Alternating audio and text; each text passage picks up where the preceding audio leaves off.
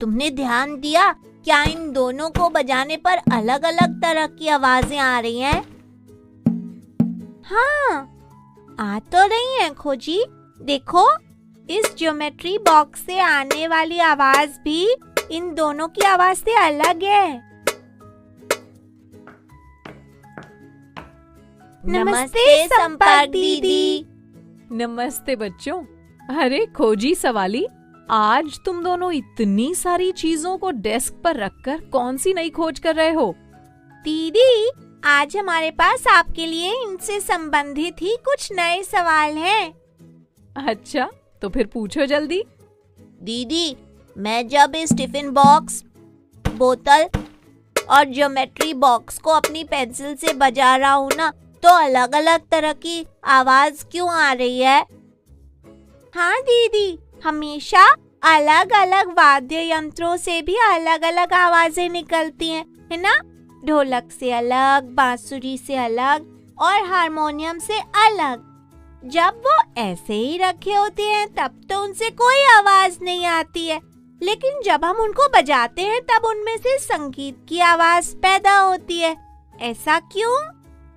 हाँ, और जब हम बोलते हैं तो हमारी आवाज कैसे उत्पन्न हो पाती है? अरे वाह, इतने सारे सवाल। चलो, तो आज हम यही पता करते हैं कि ध्वनि यानी आवाज कैसे उत्पन्न होती है। ठीक है बच्चों? जी दीदी। अच्छा, सवाली, रबर के इस छल्ले को तान कर अच्छी तरह पकड़ो। पकड़ लिया दीदी। अब मैं इसे एक तरफ थोड़ा सा खींचकर छोड़ देती हूँ। बताओ क्या हो रहा है? ओह, ये रबर का छल्ला लगातार आगे पीछे हिलता जा रहा है। अच्छा, अब ये प्लास्टिक का बड़ा स्केल लो और इसके थोड़े से भाग को मेज के किनारे पर हाथ से दबाकर बड़े भाग को बाहर की तरफ रखकर पकड़ो। इस तरह ना दीदी? हाँ खोजी। अच्छा, अब यदि मैं इसे नीचे की तरफ खींचकर छोड़ देती हूँ, बताओ अब क्या हुआ? स्केल तेजी से ऊपर नीचे लगातार हिल रहा है। हाँ, और इसके हिलने पर आवाज भी हो रही है। हाँ, यानी कि ये कंपन कर रहा है। कंपन? हाँ खोजी, किसी वस्तु की अपनी माध्य स्थिति के इधर उधर या आगे पीछे होने वाली गति को कंपन कहते हैं। अंग्रेजी में इसे वाइब्रेशन कहते हैं। जानते हो बच्चों, वस्तुओं के कंपन के कारण ही ध्वनि यानी साउंड उत्पन्न होती है। लेकिन जब खोजी ने अपने टिफिन को बजाया था तब तो कोई कंपन नहीं हुआ था, तो फिर उससे ध्वनि कैसे उत्पन्न हुई? उसमें भी कंपन हो रहा था सवाली, बस तुम सब उसे देख नहीं पा रहे थे। अच्छा, ये लो कागज के छोटे छोटे टुकड़े, इन्हें टिफिन के ऊपर रख दो और फिर इसे बजाओ। अरे ये क्या? जैसे ही मैं इस पर पेंसिल मारता हूँ तो ये टुकड़े हिलते हैं।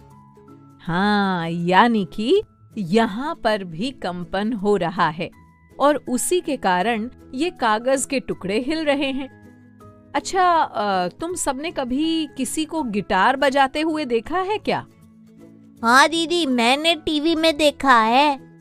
तो तुमने देखा ही होगा कि उसमें कुछ तार लगे होते हैं जिनको हिलाने से कंपन होता है और फिर उससे ध्वनि उत्पन्न होती है। हाँ दीदी। उन तारों में होने वाले कंपन को तुम देख भी सकते हो। अच्छा, एक और बात बच्चों, जब भी हम किसी वाद्य यंत्र को बजाते हैं तो पूरा यंत्र कंपन करता है और फिर पूरे यंत्र से उत्पन्न हुई ध्वनि को हम सुन पाते हैं। यानी कि जब ढोलक पर हाथ मारते हैं तो उस पर लगी झिल्ली के साथ साथ पूरे ढोलक में भी कंपन होता है, तभी उसकी ध्वनि सुनाई देती है। बिल्कुल सही समझी तुम सवाली।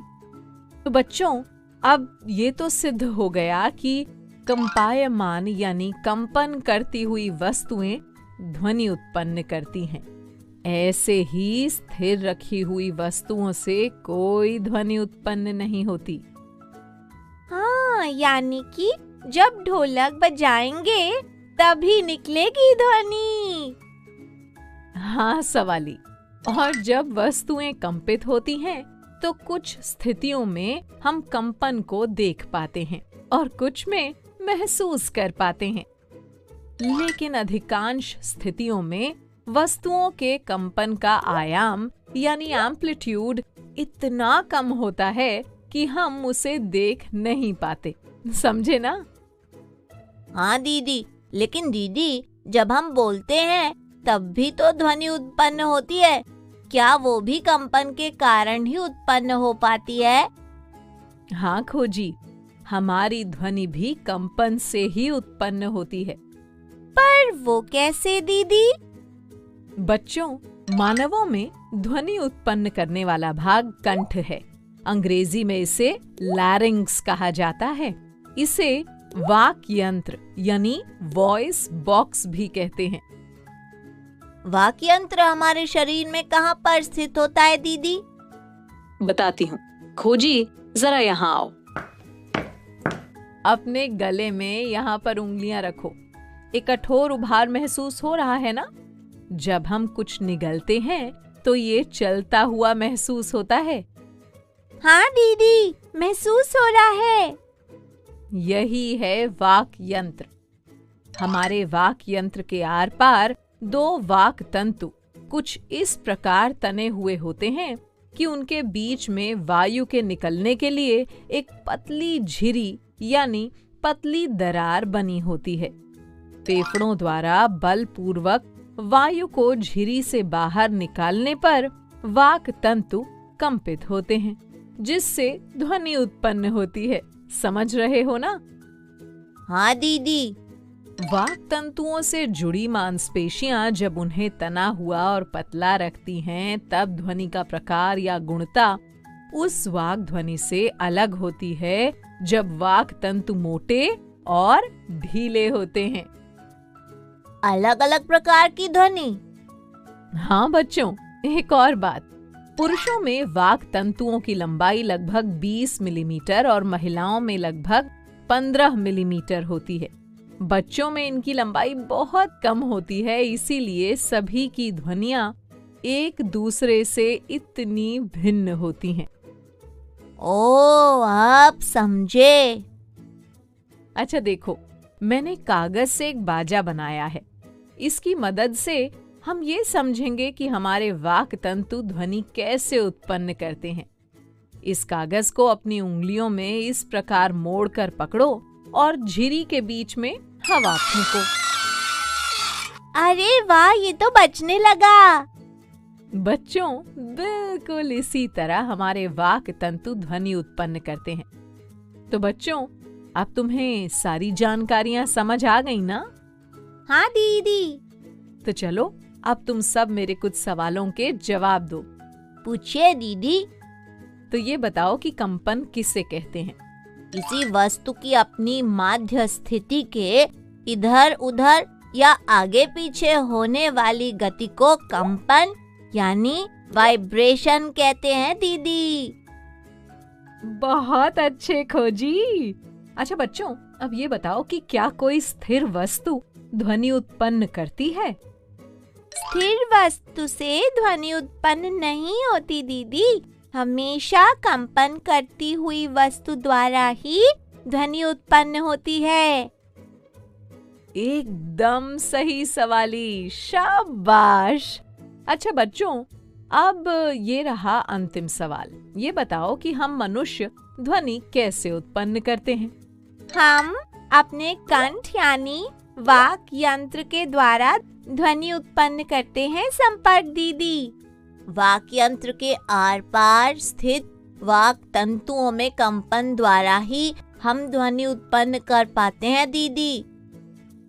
एकदम सही, शाबाश बच्चों। तुम सभी ने मेरे द्वारा पूछे गए सारे सवालों के सही उत्तर दिए। अच्छा, तो अब मैं चलती हूँ, फिर मिलेंगे ऐसी ही कुछ नई मजेदार